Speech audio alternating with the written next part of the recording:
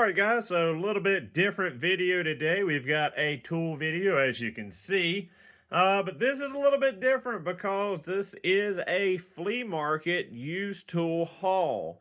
Now, this is over two and a half weekends worth of going to flea markets, digging around, seeing what I could find. Some of this stuff was stuff I needed for sets that were missing. Some of this stuff was stuff that I bought just because it was cool or an oddball, and some of it was just stuff I bought because it was something I needed for content on TikTok or here on YouTube talking about obscure brands or strange tools. So, all in all, I spent $393 for everything that you see here on the top of the toolbox that I'm showing you right now. Looking at all the tools here, as close as I can find to new list price, this would have all cost $2,846.80. That comes out to $2,453.80 of savings, so to say, compared to buying it all new full list price. So we're going to go over pretty quickly what all I picked up and how much I paid for it as far as I can recollect over the last 2 weeks. So this here right here was from this Saturday. This was $35 grand total. I've got a crowfoot set from Wright, SAE 3/8 of an inch to 1 inch. This set was marked $35, but I got it for $30. List price on this set is about $180 if you buy it brand new. This set is basically unused, lightly used at best, so really nice addition to the collection. We've got a 1960 Snap-on 9/16 1/4 drive shallow 6-point. Looks nearly new, looks almost unused. I picked that up for $1. This 8mm Mac wrench, I think these two together were $1. A 9/16 knuckle saver, a newer one, that was $1. An SK 5/8 and an SK 3/8. These are to fill in missings on an SK combo set I inherited from my father. And we've got a Craftsman wrench. Normally I don't buy Craftsman, but this one was interesting because as you see there, it says made in Japan. We're going to talk about that in another video. And especially now that Craftsman's coming out their new V series, Craftsman is getting talked about again. So all in all, this was $5 here. I don't remember the exact breakdown. $30 here, so $35 I spent this Saturday at a flea market in Dallas, North Carolina. We've got an 1.25 inch Bonnie. Bonnie used to make Matco's wrenches way back in the day. I've actually got a Matco, I think it's an 1.25 inches. I'm not exactly sure, but it looks identical to the Bonnie. Has the 4-side cutout in the open end just the same. We've got some more Wright tools. We got big honking Wright wrenches. This is a 36mm combo. Check out that shank on this wrench. It's basically a big old piece of bar stock. This is truly a big old industrial wrench. You are not going to bend that wrench. That would take a lot of force. We've got another Wright wrench. This one in SAE. This is an 1 3/8. I bought these, I think, at the same place. I think the two Wright wrenches, the Bonnie wrench, and I think this Mac 1 5/16. Not a knuckle saver. It's the old Sabina Mac, back when they labeled Sabina, Ohio on them. CL42. Really nice shape on that one. These here, and I think this 1 5/16 SK Wayne combo, I think these were together. I think I paid $80 for these. Again, don't add up what I'm telling you. I'm going off memory, so it probably won't add up exactly to $393 because it happened over a couple of weekends, like I said. One guy in particular had this collection of Proto combos. As you can see, that's a big boy. That's an 1 7/8. It is screwed up. Somebody, from the look of it, Took a plasma cutter to the open end. They needed a 2 or 2 1/4. Can't remember exactly what size it was. I tested it on my D4 cat dozer when I got to the house, and it is definitely bigger than the box end. But I got this. I got a 1 11/16 Proto out of the same set. I got a 1 13/16 out of that same Proto set. A 1 3/4 Proto. And I believe this 1 1/4 inch Proto. I think I got those all together. I think he had like $40 a wrench on them. I think I got all of them for $85. Mainly because I talked him down with damage in this one. I didn't have a way to check it while I was there, but I'm glad I did because it definitely is boogered up. So we've got some more SK stuff. We've got an SK 1 1/16. We've got an SK electrolyte 1 1/4. Should be 1950s if I recall correctly on the electrolyte SK. And an 1 1/16. I'd forgotten I'd already bought that 1 1/16 and bought that one. These two are in a bucket together. For some reason they're marked with these little, looks almost like Braille. This Armstrong back here, this is a 1 1/2 inch. I think I paid $1 or $2 for that one. Solo buy, that was the only thing tool-wise that guy had at his booth. PROTO. We've got some PROTO stuff. A lot of people aren't really familiar with PROTO. PROTO was like Snap-on's experimental lower end line before they really pushed Blue Point. So we've got a 7/16 wrench. We've got a 12mm PROTO wrench. We've got some more SK stuff for that set I had that was missing some wrenches. We've got a 7/16 now. We've got a 1/2 inch SK Wayne. This was one I picked up just because I hadn't seen HTD. Smart Japan. I think it might be a KTC product, but I'm not sure. I haven't found much on it in the little bit of time I've researched it. Thorson USA. This one I picked up just to talk about Thorson in some other videos. Pretty old, I would say, probably around 1960s, but look at that handle and tell me that don't look like a 1960 Snap-on.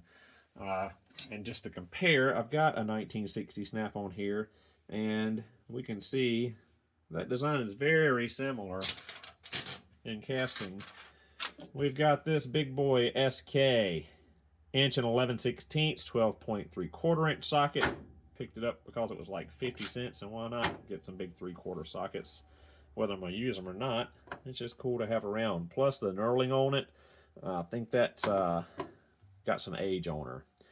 We've got a 7/8, 3/8, 6-point Gray Canada.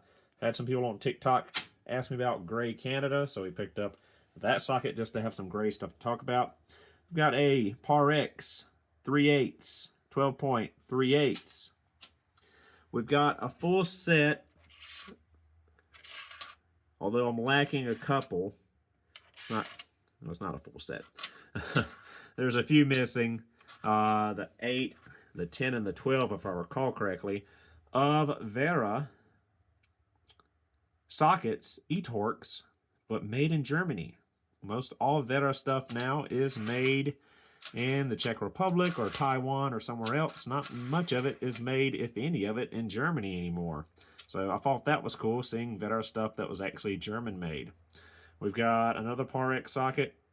I think that's 3/8. I'm looking through the camera here. 1/4 inch drive. We've got another PROTO 3/16, 1/4 inch drive, 6-point. We've got an old SK 3/8, 3/8, 6-point. Just got some random sockets here. We've got a Globemaster Japan. Picked it up just because wasn't too sure on it. Wanted to check it out and do some more research on it. We've got a very old Snap-on 3/8, 6-point. Date stamp says 1963. We've got an SK 3/8, 12.38. I got so many 3/8 sockets I didn't realize until just now. We've got another SK 3/8, 6.38, much newer there. We've got a King Tony 5/8, 3/8 inch drive, 12 point. A lot of people have asked me about King Tony. I'm pretty sure it's made in Taiwan, Taiwanese brand. I haven't really found a good way to buy it new in the US, but a lot of people have asked me my opinion on it. I haven't used it, so I really can't say. We got a snap-on 1/4 inch, 3/8. No date stamp on that, but it's 1960s. We've got a Wright, and this one looks fairly new. 7/16, 8-point square drive socket. We've got a snap-on 18mm impact 3/8 shallow, looks like 1973. We've got a Wright 3/4 12-point deep 1/2 inch.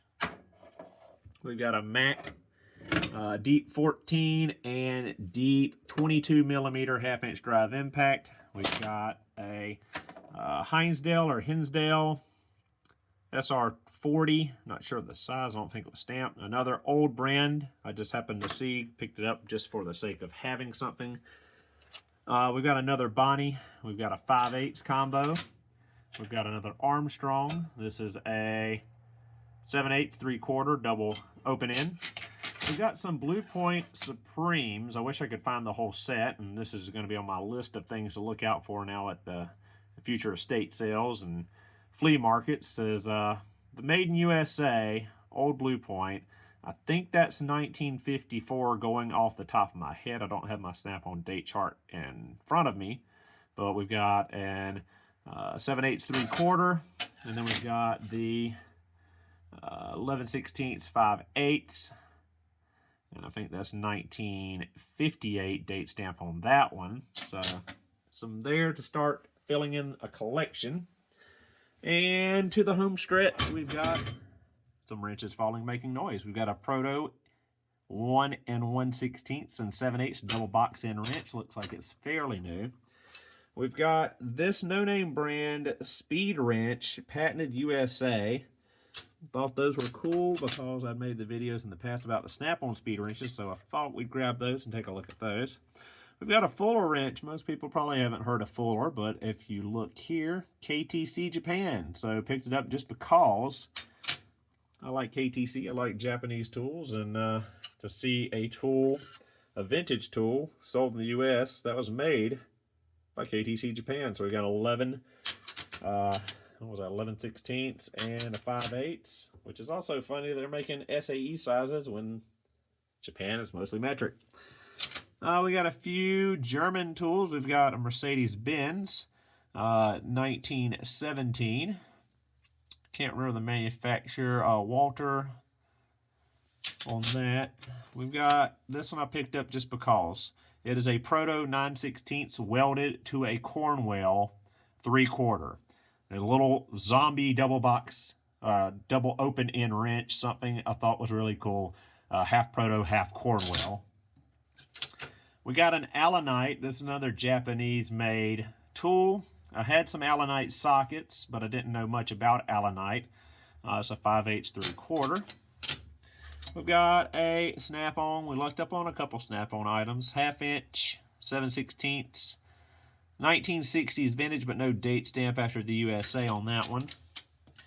Found some old Hot Zet. This is a Hot Zet 600, 14mm. Interesting to know that Hot Zet stuff was sold in the US pre-internet.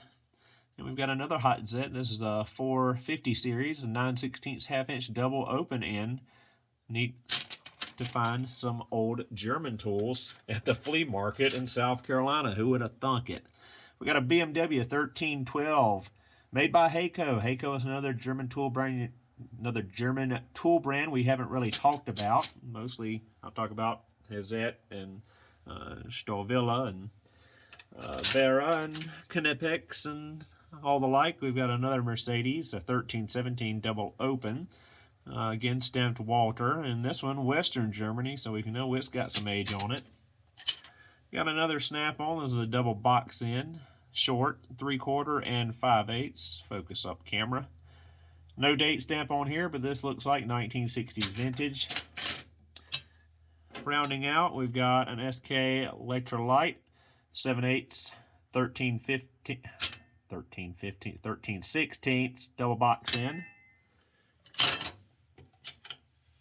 We've got another oddball speed wrench, stainless steel, specialty tools, made in USA, 12-13 millimeter. Nothing else on it but that. Something else to research and figure out.